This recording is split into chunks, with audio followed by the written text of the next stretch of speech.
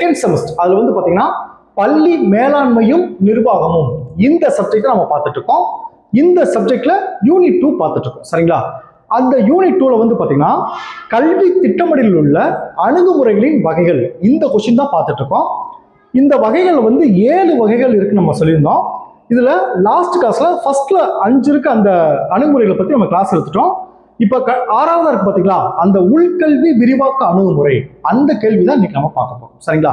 இப்ப அந்த கொஸ்டின் நம்ம பார்க்கறதுக்கு முன்னாடி நம்மளுடைய இந்த B Ed first year second semester கிளாஸ்ல புதுசா ஜாயின் பண்றதுக்கு நிறைய பேர் கால் பண்றீங்க.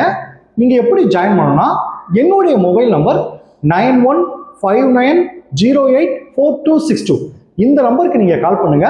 நம்முடைய கிளாஸ்ல நீங்க எப்படி ஜாயின் பண்ண சொல்லி நான் உங்களுக்கு டீட்டெயிலா சொல்லிடுவேன். அதே மாதிரி புதுசா ஜாயின் பண்ணவங்களுக்கும் நான் இது வரைக்கும் நடந்த அந்த பழைய கிளாஸ் நோட்ஸ் எல்லாமே நான் உங்களுக்கு அனுப்பிச்சு வச்சிருவேன். சரிங்களா? நான் அனுப்புற நோட்ஸ் வந்து பாத்தீங்கன்னா நீங்க எக்ஸாமுக்கு எப்படி எழுதணுமோ அந்த மாதிரி எல்லாமே நான் பாயிண்ட் வைஸா கன்வெர்ட் பண்ணி முக்கியமான விஷயத்துல உங்களுக்கு பாக்ஸ் போட்டு கொடுத்துருப்பேன். நீங்க கிளாஸை கவனிச்சுட்டு நான் அனுப்புற நோட்ஸ் நீங்க படிச்சீங்கன்னா உங்களுக்கு ஈஸியா இருக்கும். சரிங்களா? ஓகே, இப்போ நம்ம கிளாஸ் போவோம். இப்போ பாருங்க, உள் கல்வி விரிவாக்க அணுகுமுறை இந்த கொஸ்டின் தான் நம்ம பார்க்க போறோம். சரிங்களா? நான் ஆல்ரெடி உங்களுக்கு சொல்லியிருக்கேன், கிளாஸை ஒன் டைம் கவனிச்சுட்டு நான் அனுப்புற நோட்ஸ் படிக்க உங்களுக்கு ஈஸியா இருக்கும். தென் நீங்க இந்த கிளாஸை கவனிக்கும் போதே இதை கவனிச்சதை வச்சு நீங்க ஈஸியா எழுதிடலாம். சரிங்களா? இப்போ கவனிங்க, உள்கல்வி விரிவாக்க அணுகுமுறை. இதுல பாருங்க உள்கல்வி. சரிங்களா? இந்த வார்த்தை பாருங்க, உள்கல்வினா கல்வியில ஒரு பகுதி, அதுதான் உள்கல்வின்னு சொல்லுவாங்க. அப்ப கல்வியில ஒரு பகுதியில ஒரு மாற்றத்தை கொண்டு வரணும், இல்ல புதுசா ஒண்ணு நம்ம செயல்படுத்தணும்னா அதுல கல்வியில இருக்க மற்ற அனைத்து பகுதிகளிலும் ஒரு தாக்கத்தை ஏற்படுத்தும். அந்த தாக்கத்தை முன்கூட்டியே நம்ம கணிச்சு அதுக்கு தேவையான ஏற்பாடுகளை செய்யறது தான், அந்த இலக்கை அடையிறது தான் இந்த உள்கல்வி அணுகுமுறை அப்படின்னு சொல்லுவாங்க. உங்களுக்கு இன்னும் ஈஸியா புரியுது நான் சொல்றேன் பாருங்க. இவ் அணுகுமுறைகள், அதாவது உள்கல்வி விரிவாக்க அணுகுமுறையில் நல்லா கவனிச்சுக்கோங்க. முதல் பாயிண்ட் பாருங்க, குறிப்பிட்ட திட்டத்தினால்.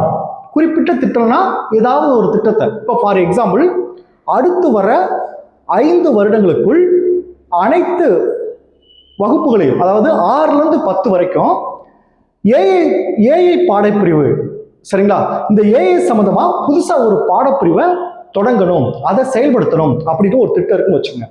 6ஆம் வகுப்புல இருந்து 10ஆம் வகுப்புக்குள்ள அடுத்த 5 வருடங்கள்ல தமிழ்நாட்டில் இருக்க எல்லா பள்ளிகளிலும் இந்த ஏஐ தொழில்நுட்பத்தை பத்தின ஒரு பாடப்பிரிவை கொண்டு வர சொல்லி ஒரு இலக்கை நிர்ணயிச்சிட்டாங்க. சரிங்களா?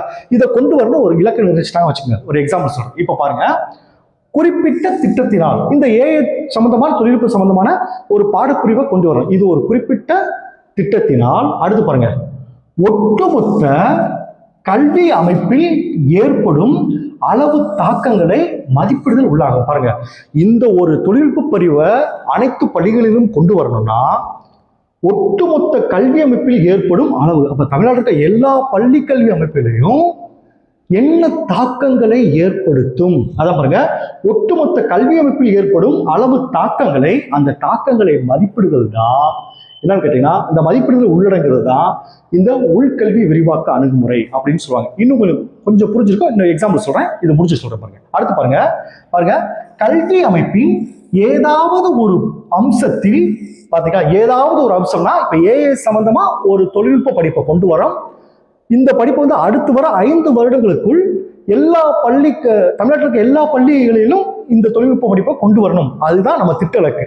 5 வருடங்கள். அதான் பாருங்க, கல்வி அமைப்பின் ஏதாவது ஒரு அம்சத்தில் குறிப்பிட்ட கால அளவுக்குள், அந்த 5 வருடங்கள் சொல்றீங்க, குறிப்பிட்ட கால அளவுக்குள் அடைந்திட வேண்டிய திட்ட அலகுகளை அடைந்திட வேண்டிய திட்ட இலக்குகளை நிர்ணயித்து. நல்லா கவனிச்சுட்டா, இந்த திட்ட இலக்கு 5 வருடங்கள் இந்த படிப்பை எல்லா பள்ளிகளும் கொண்டு வரும், அதுதான் திட்ட இலக்கு.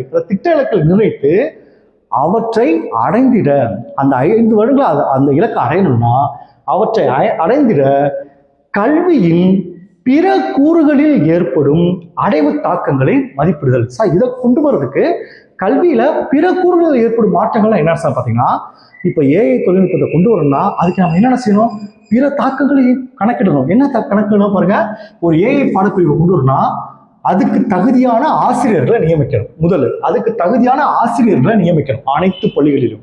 அடுத்து பாருங்க, அதற்கு தேவையான புத்தகங்களை கொண்டு வரணும். இந்த ஏஐ படிப்பு சம்பந்தமான புத்தகங்களை மாணவர்களுக்கு கொடுக்கணும்.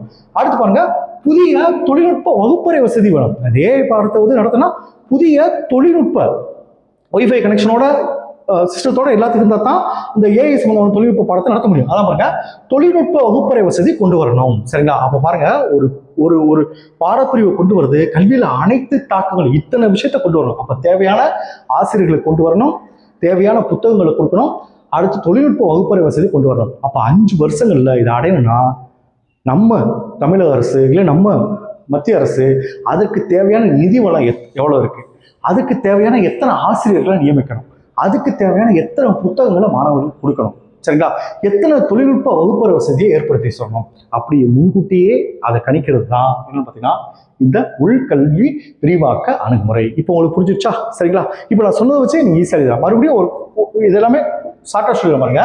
இப்போ பாருங்க, இந்த உள்கல்வி விரிவாக்க அணுகுமுறை என்பது குறிப்பிட்ட திட்டத்தினால் ஒட்டுமொத்த கல்வியில் ஏற்படும் அடைவு தாக்கங்களை ஏற்படும் அடைவு தாக்கங்களை உள்ளடக்குறது தான் இந்த உள்கல்வி விரிவாக்க அணுகுமுறைன்னு சொல்றாங்க. அடுத்து பாருங்க, கல்வி அமைப்பின் ஏதாவது ஒரு அம்சத்தில் குறிப்பிட்ட கால அளவுக்குள் அடைந்திட வேண்டிய திட்ட இலக்குகளை நிர்ணயித்து, குறிப்பிட்ட கால அளவுக்குள்ள அடைய வேண்டிய அந்த 5 வருடத்துக்குள்ள அடையணும்னு சொல்றீங்கன்னா நிர்ணயித்து அவற்றை அடைந்திட கல்வியின் பிற கூறுகள்னா அதுக்கு தேவையான ஆசிரியர்கள், அதுக்கு தேவையான புத்தகங்கள், அதுதான் பாருங்க, பிற கூறுகளில் ஏற்படும் அடைவு தாக்கங்களை மதிப்பிடுறது தான் இந்த உள்கல்வி விரிவாக்க அணுகுமுறைன்னு சொல்லுவாங்க. சரிங்களா? இப்போ உங்க புத்தகத்துல வந்து 2 எக்ஸாம்பிள் கொடுத்துருக்காங்க. இப்போ நான் ஏஐ தொழில்நுட்பன்றது நான் கொடுத்த எக்ஸாம்பிள், புக்ல ஒரு 2 எக்ஸாம்பிள் கொடுத்துருக்காங்க. அது எல்லாம் ரீட் பண்ற மாதிரி உங்களுக்கு ஈஸியா புரியும். சரிங்களா? இப்போ பாருங்க, இப்போ நான் சொல்ற அந்த விஷயம் எல்லாமே உங்களுக்கு அப்படியே இருக்கும் பாருங்க. இப்போ ஃபர்ஸ்ட் பாருங்க, உள்கல்வி விரிவாக்க அணுகுமுறை. இவ்வணுகுமுறையில் குறிப்பிட்ட திட்டத்தினால் ஒட்டுமொத்த கல்வி அமைப்பில் ஏற்படும் அளவு தாக்கங்களை மதிப்பிடுதலில் உள்ளடங்கும். சொன்னீங்களா? அது பாருங்க, அதாவது கல்வி அமைப்பின் ஏதாவது ஒரு அம்சத்தில் குறிப்பிட்ட கால அளவுக்குள் அடைந்திட வேண்டிய திட்ட இலக்குகளை நிர்ணயித்து அவற்றை அடைந்திட கல்வியின் பிற கூறுகளில் ஏற்படும் அடைவு தாக்கங்களை மதிப்பிடுதலே உள்கல்வி விரிவாக்க அணுகுமுறை எனப்படும். சரிங்களா?